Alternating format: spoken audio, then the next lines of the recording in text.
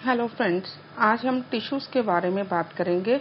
हमारी बॉडी के अंदर जितने भी प्रोसेस हो रहे हैं, लाइफ के प्रोसेसेस जैसे कि डाइजेशन, रेस्पिरेशन, एक्सक्रीशन, रिप्रोडक्शन, तो उसको एक सिंगल सेल परफॉर्म करता है।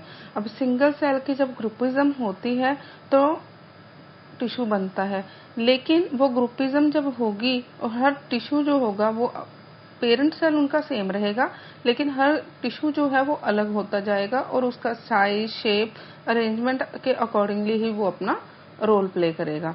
अब टिश्यूज की डेफिनेशन अगर हम देखें तो that is group of cells that are similar in structure and work together to achieve a particular function from a tissue. अब टिश्यू की इंपॉर्टेंस के अकॉर्डिंगली कि हाँ ग्रुप बन गया, डिफरेंट फंक्शन रोल प्ले कर रहा है, तो अब इसकी इंपॉर्टेंस भी उसी के अकॉर्डिंगली रहेगी। जैसे कि फॉर्मेशन ऑफ टिश्यूज होगी तो division of labourer multi cellular organisms होगी। टिश्यूज जो हैं वो ऑर्गेनाइज्ड होंगे तो ऑर्गन बनेगा और ऑर्गन से ही हमारा ऑर्गन सिस्टम बनता है। वर्कलोड इंडिविजुअल सेल का कम हो जाता है और जो एफिशिएंसी है काम करने की सेल्स की वो ज्यादा अच्छी हो जाती है, जिसकी वजह से मल्टी सेलुलर ऑर्गेनिजम्स का सर्वाइवल जो है वो बढ़ जाता है। तो ये है हमारी टिश्यूज की बेसिक डेफिनेशन। अगर हम एनिमल टिश्यू और प्लांट टिश्यू दो तरह के टिश्यूज होते हैं, उसमें से अगर हम एनिमल टिश्यू की बात करें तो एनिमल टिश्यू का आगे फर्दर 4 डिविजन्स होती हैं जो मेन चलती हैं। That is epithelial tissue, second is connective tissue, third is muscular tissue and fourth one is the nervous tissue. इसमें से जो फर्स्ट हमारा है एपिथेलियल टिश्यू, ये फर्दर 2 टाइप्स का है, simple and complex. That is इसमें से simple is further divided into 3 divisions, squamous, cuboidal and columnar. Next is connective tissue जिसकी फर्दर 3 टाइप्स आती हैं, connective tissue, proper skeletal tissue and fluid connective tissue. Next one is the muscular tissue, voluntary and involuntary and cardiac जो है वो muscular tissues में आते हैं। Next is the nervous tissue.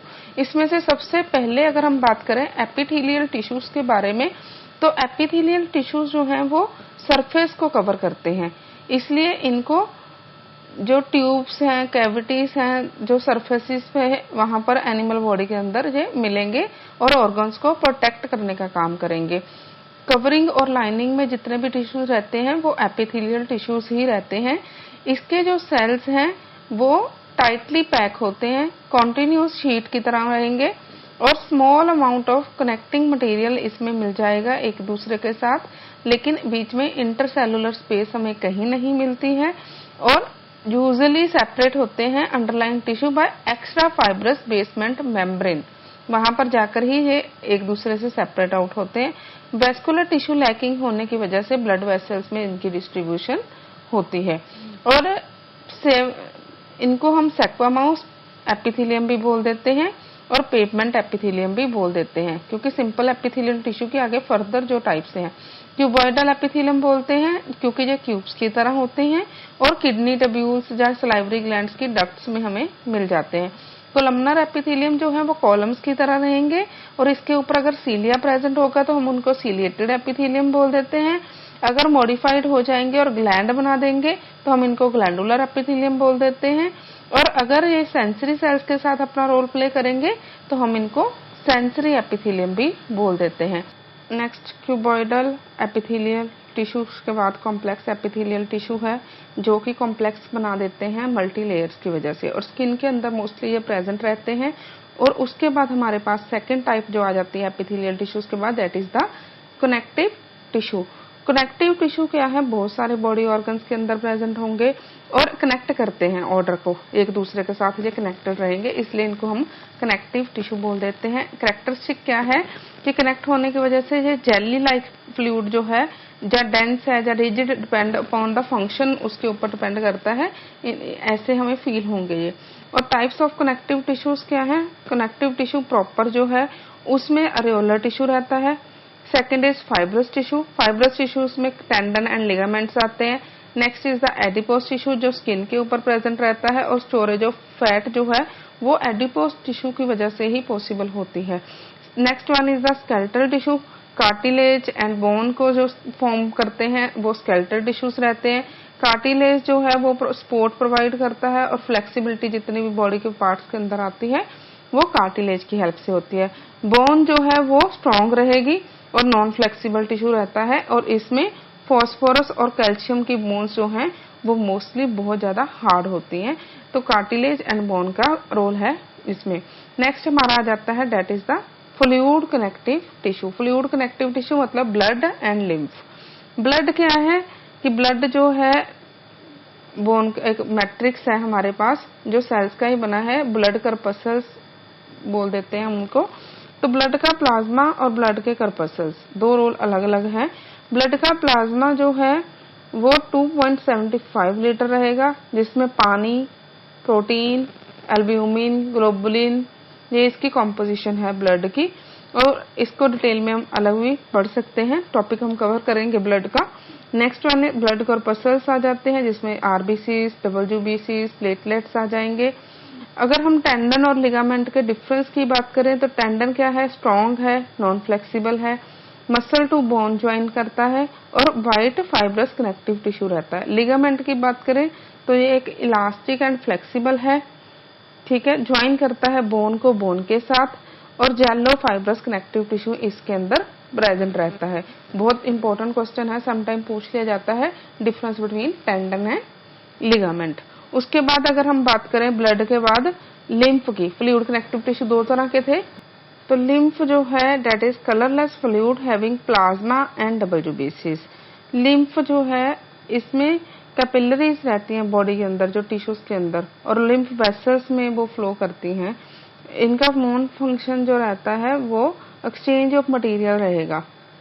तो बोन एंड कार्टिलेज में डिफरेंस की बात करें तो बोन क्या है, हार्ड होगी, नॉन फ्लेक्सिबल होगी, ब्लड वेसल्स इसमें प्रेजेंट होंगी, कैविटी प्रेजेंट होगी और पोरस होगी।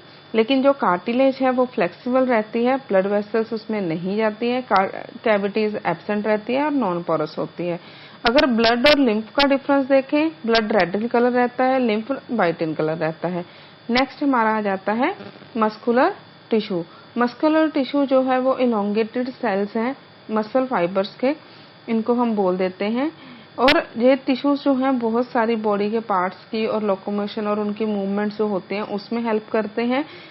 मसल्स में मोस्टली जो प्रोटीन रहता है, जो कॉन्ट्रैक्टाइल प्रोटीन है, वो हम बोल देते हैं मायोसिन, एक्टिन, ट्रोपोटीन, ट्रोपोमायोसिन, जो कॉन्ट्रैक्ट एंड रिलैक्स करते हैं और फैसिलिटेट करते हैं मूवमेंट को।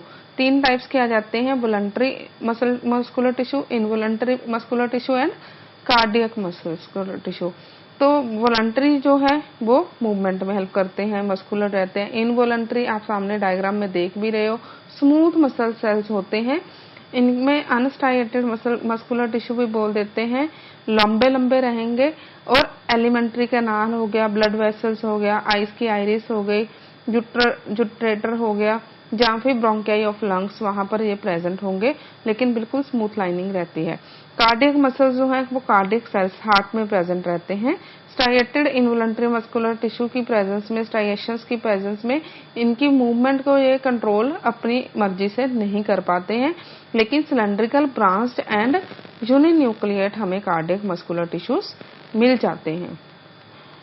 तो ये हमारी फर्दर टाइप्स थी किसकी, मस्कुलर टिश्यूज की, voluntary, involuntary and cardiac muscle. Sometime इसमें से भी डिफरेंस पूछ लिया जाता है एग्जाम में। Next one is the nervous tissue. Nervous tissue nerve cells का कंपोजिशन है। जब टिश्यू कंपोज करता है सेल्स को तो हम उनको नर्व सेल्स बोल देते हैं। ब्रेन, स्पाइनल कॉर्ड कंपोज करता है नर्वस टिश्यू को। हर न्यूरॉन के अंदर तीन पार्ट्स रहते हैं, cell body, dendrites and axon. Cell body क्या है, larger central nucleus and cytoplasm है जो लंबे थिन हेयर बना रहा है। डेंड्राइट जो है वो शॉर्ट ब्रांच फाइबर्स है न्यूरॉन के जो नर्व इम्पल्स को रिसीव कर रहा है। Action single long conducting fibre है जो न्यूरॉन को इम्पल्स से सेल बॉडी से अवे कर रहा है।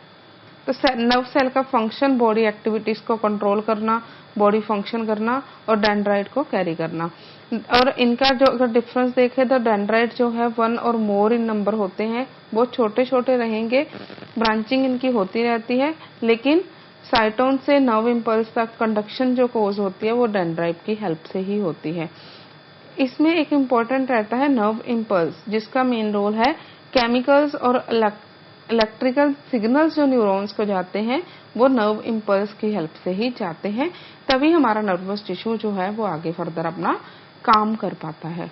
इसके साथ ही चैनल को लाइक, शेयर एंड सब्सक्राइब जरूर कर दीजिएगा। Thank you very much.